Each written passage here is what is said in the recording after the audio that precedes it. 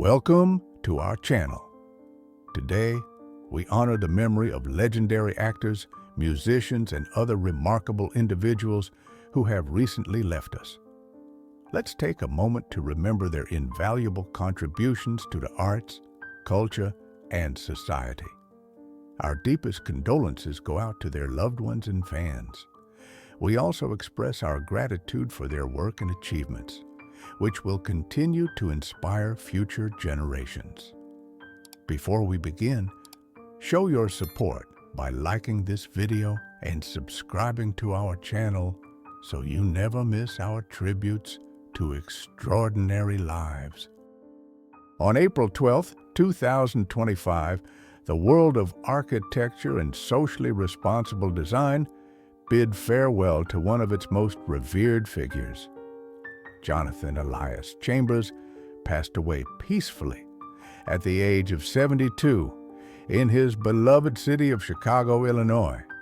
His departure marked the end of a groundbreaking era in which architecture was not only about buildings, but about people, justice, and sustainability.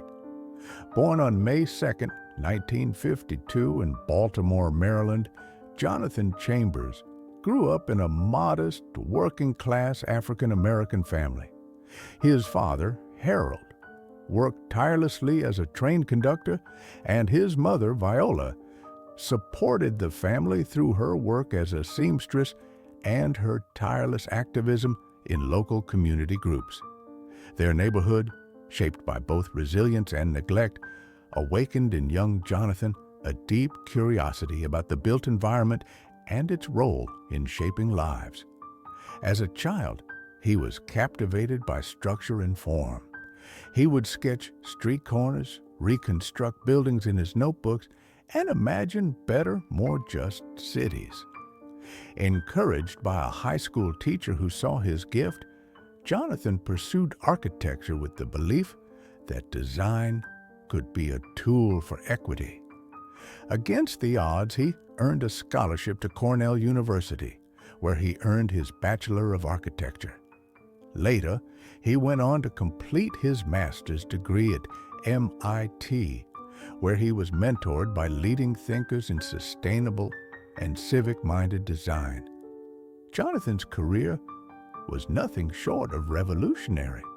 In 1983, he founded Studio Core, an acronym for Community-Oriented Responsive Environments, a firm that redefined how architecture serves society.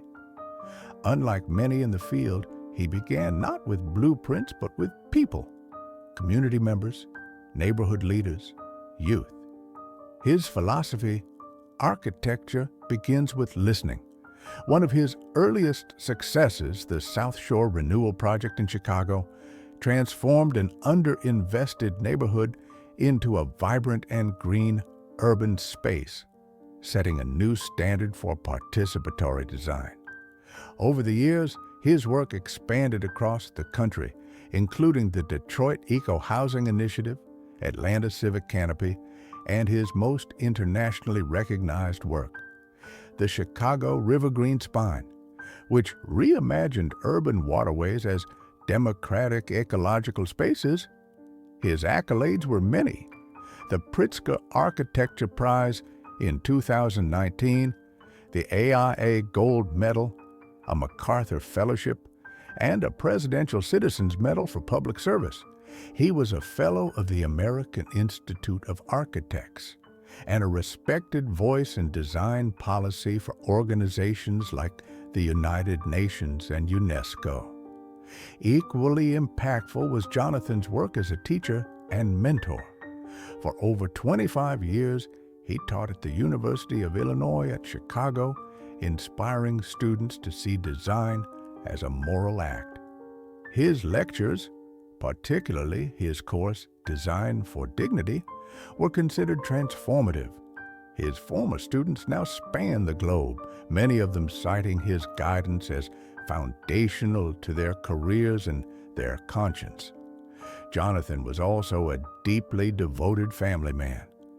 He shared a loving partnership with his wife, Camille Rhodes Chambers, a landscape ecologist with whom he frequently collaborated. Their relationship was one of shared vision and mutual respect, blending art, science, and purpose. Their children, Julian and Mariah, pursued careers in law and the arts respectively, each influenced by their father's sense of responsibility and creativity. In 2020, Jonathan was diagnosed with colon cancer. True to his character, he approached the illness with openness, courage, and continued commitment to his work. Even while undergoing treatment, he completed one of his most innovative projects, the New Orleans Floodplain Library, a floating community hub designed to withstand seasonal flooding. It was hailed by critics and citizens alike as both beautiful and profoundly humane. In his final years, he established the Chamber's Initiative for Equitable Design Education, a program aimed at increasing access to architectural training in underserved schools across the United States. He also published a final collection of essays titled Blueprints for Belonging, a meditation on cities, memory, and hope.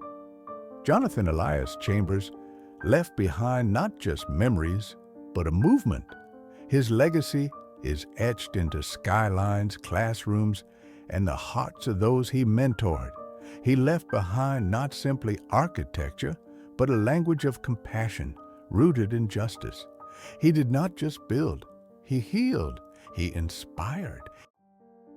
On April 11, 2025, the scientific and educational worlds mourned the passing of Dr. Margaret Ann Holloway, a distinguished American neuroscientist, best-selling author, and beloved science communicator.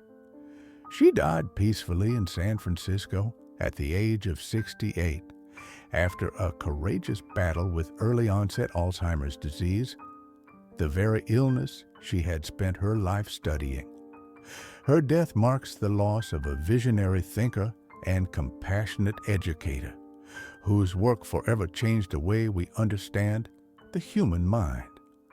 Born on June 20th, 1956, in St. Paul, Minnesota, Margaret Holloway was the daughter of a nurse and a Vietnam War veteran. Raised in a modest household shaped by trauma and economic difficulty, she developed a deep empathy for human suffering early in life. Her father's post-war struggles with PTSD stirred in her a fascination with memory, trauma, and the complexity of the brain. These early experiences ignited a lifelong passion that would define her career. Margaret's academic brilliance was evident from a young age. At just 16, she won a national science fair for a pioneering project on neuroplasticity. She went on to attend Stanford University, where she earned a degree in biology. Her intellectual journey continued at the University of California, Berkeley, where she completed her PhD in neuroscience. Postdoctoral studies at Oxford University under the mentorship of Dr. Richard Gregory further sharpened her focus on cognition, consciousness, and memory. Her academic career blossomed at the University of California, San Francisco, where she led a renowned laboratory dedicated to exploring memory formation and neurodegeneration. She made significant contributions to the identification of molecular pathways related to long-term memory and was among the first researchers to detect early biomarkers for Alzheimer's disease. Her groundbreaking work earned her election to the National Academy of Sciences and the prestigious Kavli Prize in Neuroscience in 2016. Yet Holloway's greatest gift may have been her ability to bring science to the public. Her best-selling book, The Remembering Brain, made complex neurological research accessible to millions. She followed it with several other books, each balancing scientific rigor with emotional insight. Through her PBS series, The Mind Unlocked, and a widely viewed TED Talk. She opened the door for everyday people to understand how their minds worked, how memories formed, and how trauma could be healed. Her public engagement earned her the L'Oreal UNESCO Award for Women in Science and, in 2021, the Presidential Medal of Freedom. She founded the nonprofit NeuroNext to empower underrepresented youth, especially girls, to pursue careers in neuroscience. Her lectures, often delivered with warmth and poetic clarity, inspired generations of students to see science as a human and moral endeavor. Margaret's personal life was as rich as her professional one. She shared over 3 decades of marriage with Thomas Wexler, a visionary entrepreneur in educational technology. Their home was a haven of ideas, compassion, and creativity. Their daughters, Ava and Natalie, followed their own remarkable paths. One as a clinical psychologist, the other as a composer whose work often explored the emotional textures of the human experience. In 2019, Margaret was diagnosed with early-onset Alzheimer's.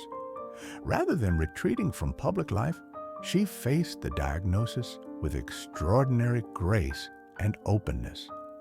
Her final book, Unraveling Myself, chronicled her journey with the disease, blending memoir with science in a way that moved and educated readers worldwide. It became a landmark work in both literature and medicine. Despite her illness, she remained involved with research and education as long as possible, mentoring young scientists and advocating for compassion-based clinical care. Her presence in the lab may have dimmed, but her influence never faded. Margaret Holloway left behind not just a legacy of scientific discovery, but a revolution in how we speak about and care for the human mind. She gave us language for memory, tools for healing, and courage to face what we fear most. She left behind not just memories, but a movement, a whole epoch etched into the hearts of her readers, students, and fellow seekers of truth. Robin Gale Wright was born on April 8, 1966, in Dallas, Texas, USA. Raised in a middle-class family in this vibrant Texan city, Robin's early life was suffused with both cultural exposure and a strong emphasis on education. Although the world of art and entertainment was not the primary career path of her parents, they nonetheless encouraged creativity in all its forms. Her father, whose professional endeavors were in the business world, accounts vary, but he was known to be a practical, hard-working man, instilled in her a disciplined work ethic, while her mother, a dedicated educator, fostered an environment where learning and self-expression were valued. In this nurturing family setting, Robin quickly developed a passion for storytelling and performance. Despite the relatively conventional nature of her upbringing, there were always subtle hints that Robin was destined for the arts. Family conversations often turned to literature, music, and movies, and her parents made sure that their home was filled with the sounds of classic tunes and the glow of a television screen, elements that would later influence her understanding of narrative and drama. Although neither parent was a professional artist, they recognized and supported her early creative inclinations, believing that her natural talent deserved every opportunity to shine. Growing up in Dallas, Robin was exposed to a rich tapestry of cultural influences. As a young child, she was known for her expressive eyes and the natural ability to capture the attention of those around her. Even before she could read fluently, she would often engage in playful storytelling, imitating characters from the books and shows she encountered. This early love of storytelling paved the way for her later artistic pursuits. Throughout her elementary and middle school years, Robin attended local public schools where she was an active participant in school activities. Teachers recognized her enthusiasm for drama and creative arts. It was during these formative years that she first began to take part in school plays and talent shows. Robin would often volunteer for parts in school productions, displaying a remarkable confidence in front of her peers. Her participation in school choirs and drama clubs helped her develop the fundamentals of performance, voice modulation, stage presence, and the art of emoting, skills that would serve her well in her later career. In addition to her involvement in theatrical activities, Robin also explored her musical talents. Although she was never formally trained as a musician during her early years, she absorbed a great deal from the popular music of the time, singing along to her favorite songs and even experimenting with playing simple instruments. Her exposure to a variety of music genres contributed to her eclectic artistic sensibility, an attribute that would later enable her to navigate diverse roles as an actress. By the time Robin reached high school, it was evident that her interests were leaning increasingly toward the world of performance. She began to actively participate in more organized theatrical and musical projects. Many of her classmates recall how she would often rehearse monologues and songs during breaks, and even organize small productions with friends. These impromptu performances not only entertained her peers, but also provided her with the platform to experiment with different characterizations and styles. Her passion for acting was further nurtured by local community theater, where she took on minor roles and slowly gained a reputation as a natural performer. Although these early projects were modest in scale, they were crucial in building her confidence. Every performance was a learning experience, and the supportive feedback from teachers and community members reinforced her commitment to her chosen path. Robin's high school years were a blend of rigorous academic studies and an ever-growing involvement in creative activities. While she excelled in subjects like English and history, often drawing parallels between literature and dramatic art, her true joy was found on the stage. The accolades she received for her roles in school plays affirmed that her talent could not be confined to the classroom. These early successes in performance underscored her belief that the arts could be a viable career despite the challenges that lay ahead. After graduating from high school in the early 1980s, Robin set her sights on a future in the creative arts. Driven by her passion and encouraged by her family's unwavering support, she enrolled in a performing arts program at a renowned university in the United States. There, she majored in theater arts, immersing herself in a rigorous curriculum that covered acting techniques, voice training, and the history of drama. Her academic years were not simply about acquiring technical skills. They were also a period of intense self-discovery, during which she learned to merge her natural talents with the discipline and method acting techniques taught by her instructors. The formative years in college were marked by early professional forays as well. Robin began auditioning for independent film projects and local television commercials, gradually building her portfolio. Though many auditions ended in rejection, each setback served as a stepping stone toward refinement. The competitive environment pushed her to continually improve, reinforcing the idea that perseverance and self-discipline were as crucial to success as innate talent. Robin's first serious foray into professional acting came during her senior year in college. A casting director for an independent film spotted her during a university production and offered her a minor role in a low-budget drama.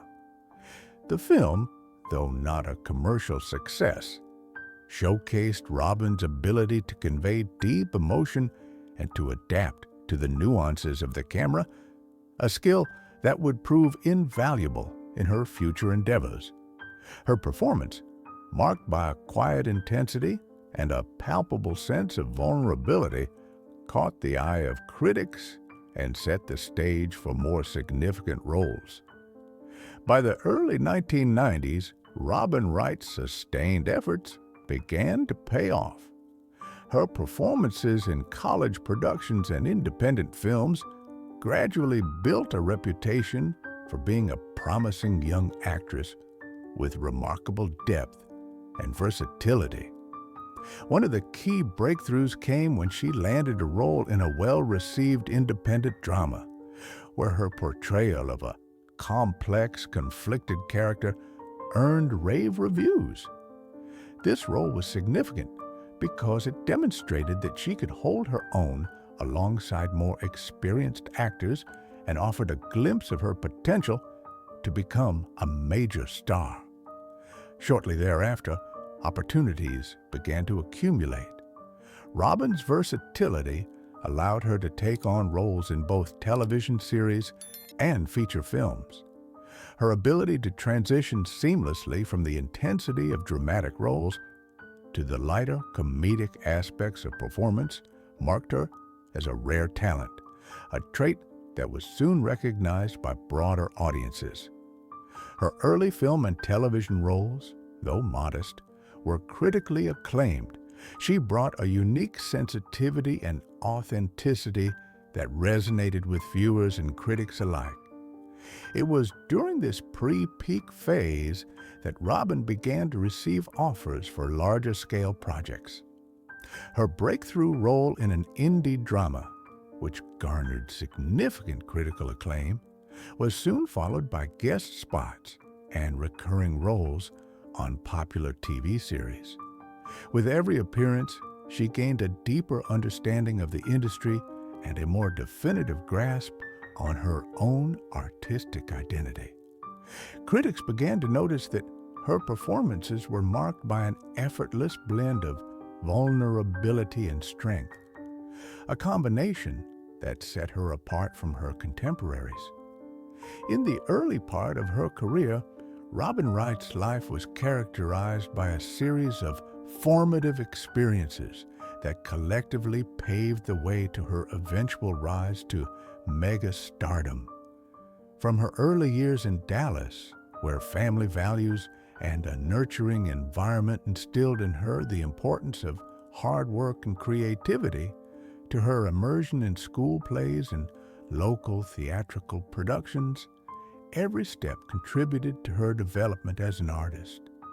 Her education at a prestigious performing arts institution further refined her talents, equipping her with the technical skills and artistic sensibilities necessary to navigate a highly competitive industry.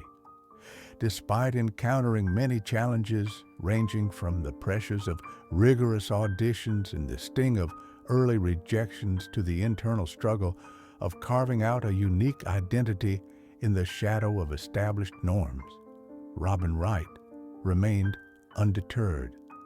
Each setback served as an opportunity to learn and evolve, propelling her ever forward toward her goal of achieving greatness. Robin Wright's journey during these critical early years is a shining example of what can be achieved through passion, perseverance, and an unwavering commitment to one's craft. Her story, marked by relentless self-improvement and the courage to break free from conventional expectations, continues to inspire countless aspiring artists around the world.